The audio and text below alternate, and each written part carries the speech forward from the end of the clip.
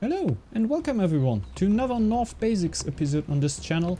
Today I'm gonna talk about all the different military units you have in Northgard. So what are their strengths, what are their weaknesses, what are they used for, and what can you build to maybe counter out your enemy if he's building into something special. So the most seen unit in Northgard is of course the warrior over here. Don't just ignore the +2 over here and the other bonuses that are on my on the units right now, since I accidentally skilled weaponsmith, so they already have a 20% bonus on them. So usually the warrior will just do 10 damage, will have 5 resistance and have 50 health. So that's quite okayish. He will have a little bit more health than the X-Throw over here. A little bit more resistance than the X-Throw over here. So dies a little bit slower, but he will have not way lower, but lower attack power for that. So the warrior is actually just right now the most used unit in Northgard, since his flexibility basically. He can't really be countered too hard right now, since they will get charged when you upgrade them. So when you upgrade them, I'm just gonna do it right here, doesn't really change anything for now. He just got a little bit more damage, and he got charge. So charge is actually quite useful, since he will charge at any unit he will attack with higher speed than he's actually running, and higher speed than the running unit, of course. So if there's a bunch of enemy warriors running away from you, even though they could be upgraded to, they will of course not have charge, and you can just charge behind with your warriors and always get a little slap in. And if your warriors don't block themselves, of course, that they like to do that right now, so you need to maybe split them up a little bit so they can do it effectively. But therefore charge can be really useful, and that makes the warrior a pretty good unit right now that is mostly used. It's gonna get him back into the row here. Second one, we have the X-Throwers. Yeah, the X-Throwers not that much used anymore. They were used quite a lot back in the tile dancing time, if you know what I mean. Yeah, quite a cool unit actually. They got a little bit empowered with the lax patch, so they do a little bit more damage now. They have 50 health too, they have 4 resistance, and they actually have 12 attack power. Out of the box. Quite a good unit for hit and running actually. So you can just hit a unit, run away, hit a unit, run away, hit a unit, run away. You know what I'm going for there. And this can really help you out when there are melee units attacking you, or even warriors without upgrades. So warriors without upgrades can really suffer against X-Throws, since you can just do your hit and run thing, hit them quite a lot, and really set them in quite devastating situations. So they will need to get the upgrade right then. So for that, the X-Throw is a really good tool right now. Can do quite a lot of damage, but the problem about the X-Thrower is that he can get countered, but we're gonna get later on that. We're just gonna improve the tools of the X-Thrower here. Can't see too much around here. The attack range and power of the X-Thrower will be empowered by 30%. So the damage upgrade is way higher than for the warrior and the for the shield barrel, how we're gonna find out later on. But that actually makes the X-Thrower quite a machine. So if there would be a good way to defend your X-Throwers right now, there would actually be no way to get some X-Throws in the backline, no way to get around getting some X-Throws in the backline and just setting damage out, because the damage output is really devastating and they can work really good against warriors. But since warriors can, if the X-Thrower just starts hit and running away from the warrior will just charge an X-Thrower and give him a little slap there. And the X-Thrower doesn't need that much more than 4 or 5 slaps, and he will actually go sleep. So doesn't really help you too much there. But in big masses and in big fights, I would actually recommend to just at least that one of your teammates goes into X-Throwers with a good clan who can do that. Get a lot of upgrades on them and really get out the devastating damage out of them, since just right now you can see the X-Thrower just got Weaponsmith and the upgrades for the X-Throwers, and he does almost as much damage than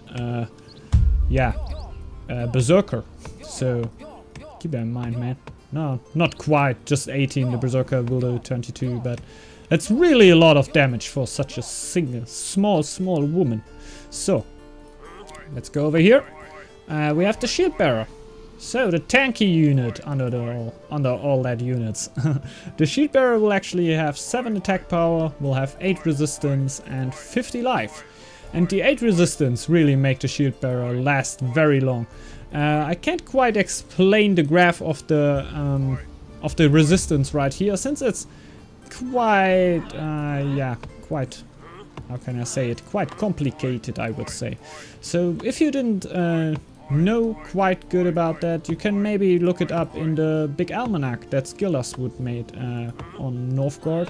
You can check that out in Steam. Just look for the almanac on Northgard there and you will find it quite easily. And there is a pretty good description of the resistance in Northgard. He really put some time into there to find that out. There's really more behind it than much of the players would think. But if you don't want to look too much behind in that, just be sure that the 8 resistance is way higher than the 4 on the X-Thrower, and it will really be hard to get a Shield Bearer dead. With the upgrade of the Shield Bearer, you can actually, the protections and the protection against range attacks will be lowered by, I guess, 50%. So X-Thrower attacks and tower attacks and hunters were the other ones, can't really hit you that hard anymore. So that's actually why I really love to go for, where are you running? That's why I really love to go with the Bear Clan, to go into Shield Bearers and even get them higher with the Shield Mastery, what I can't really show you right now because I'm the Stack Clan, of course. But with that, your Shield Bearers will get even more resistance than they already have. You can just upgrade them, get them more resistance. And I think when you upgrade Shield Bearer camps, you will increase... just the attack of the Shield Bearer. I just thought like you would increase the resistance of the Shield Bearer too, but you don't do so. And you just upgrade the attack of the X-Throwers, of course, too. So, not really a change in there. But you will actually improve it by 5% and by the warriors. Okay. I actually think they changed something up there because they will all increase your attack power by 5% now. So that's actually a change, I would say, because when I played it, they were more like you just get a +1 or something. But just right now, it's just getting 5%. So I would say they already got on that little problem over there that you could get a little bit too strong over the war camps. So I think that's already solved. So, getting back to the Shield Bearer here, he is really strong with the defense. If he is upgraded, he is a devastating counter to the X-Thrower. So, you should really watch out if you're playing a 1v1 or a 2v2 and your enemy is running in with some X-Throwers. Any one of your team should go into Shield Bearers, because Shield Bearers can just soak up so many damage of this X-Throwers. It's really devastating. So even though they can be quite good hit and run by the X-Throwers, so real big groups can, of course, I don't even know if they can. I don't know how much hits Shield Bearer will take from an X-Thrower that is quite upgraded, but in a later attack I could just imagine that with 1 or 2 volleys, a big group of X-Throwers could take out a Shield Bearer. So that could lead up into a big line, if you know what I mean. So you have a big amount of Shield Bearers over here, of X-Throwers over here, like 12 or 13, I don't know, and just hit and run the Shield Bearers and just kill one at a time. That is something that is quite possible and can be turned down by sending in some warriors, since the warriors will be quite fast right there.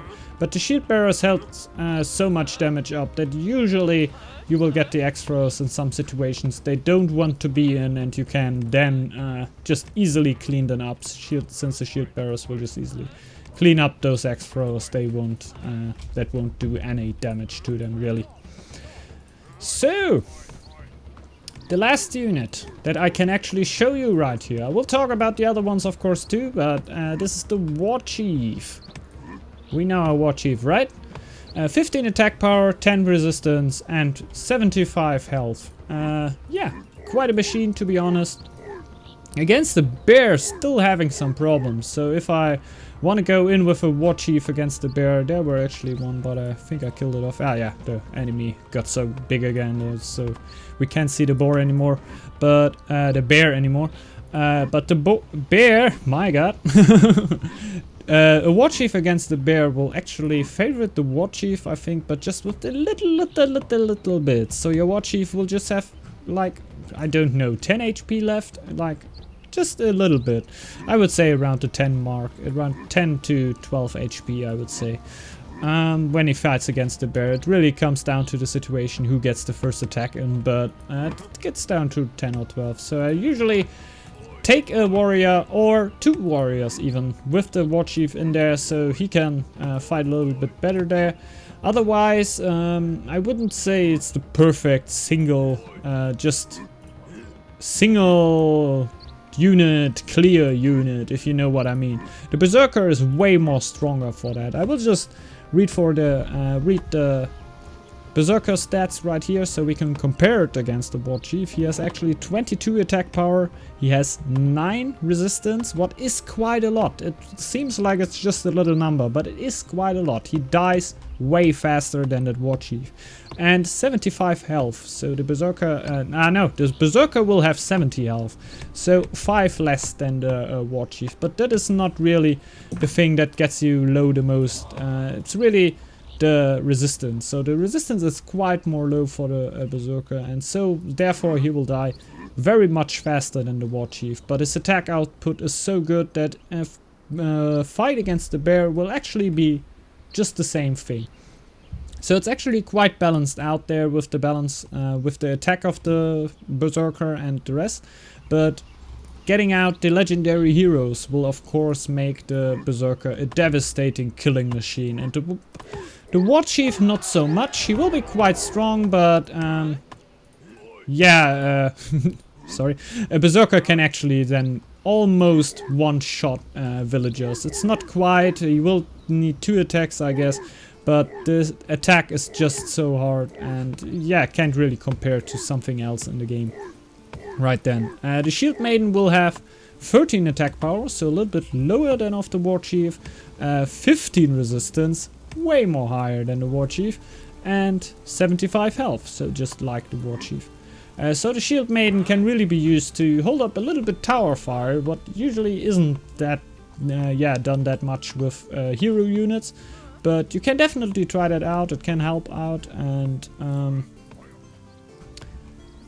I actually made good good experiences with sending my Shield Maiden in as first, even though that usually you will have a lot of shield bearers behind it, and if you have the shield bearers behind it, just send in the shield bearers there. And we're actually quite lucky over here because, yeah, I actually planned that, but it's quite perfect timing, I would say. Right here we have Bláinn. This is the Jotun that can come for you. Wow, I'm really stoked about the timing there. Yeah, he will have 20 attack power, 18 resistance, 18 resistance, and that's what's make him so crazy, because he actually just have 100 health.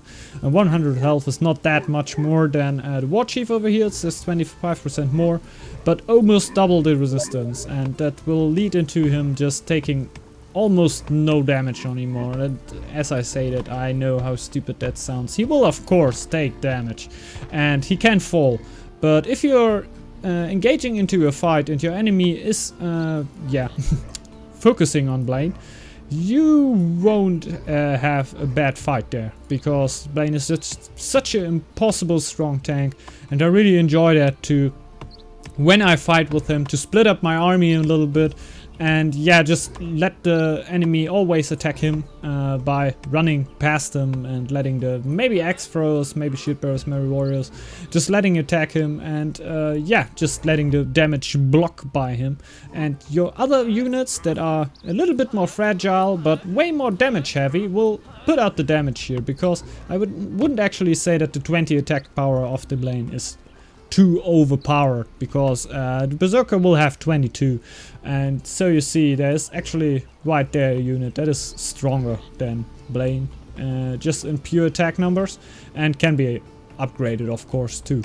But in tankiness, I think this is actually the strongest unit in Northgard right now. I wanted just to check. Yeah, it's just the same stats you have on the Jotnuns on there, so no change in there. A really cool unit that can help you out, and I think with that we actually have all the units that can help you in, that can fight for you in Northgard, that can go in other tiles. I actually forgot the bear, I gotta realize here, but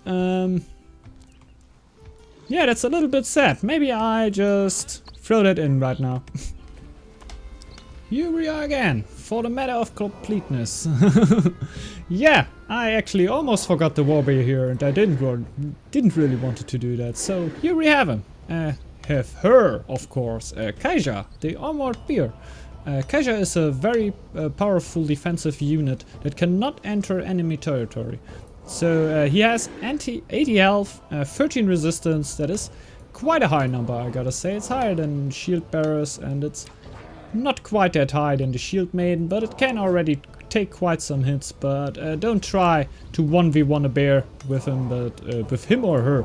Actually, comment down below what gender the bear is. I actually thought it were a her, since the name is Kaija, but actually maybe it should be yeah, a dude's name, but I would say it's a her. So let's just see that.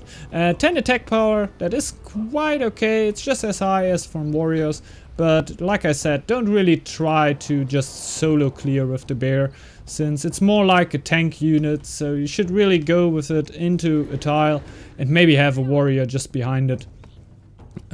Yeah, to help him, because the bear itself will not do a lot of damage. It is usually mostly just used to go into the tile, soak up the damage, and have more warriors around the bear to help to do the damage, so the bear doesn't die as fast. So with that you can actually see that the bear won't get as much damage there, and it's really helpful to do it right then. So yeah, with that I want to actually close down the little military Northbasics here. I hope you enjoyed it. If you did so, please consider to leave a like or a sub on this channel if you want so. Yeah, we see us back in the next time, and I wish you a great day. So, bye bye.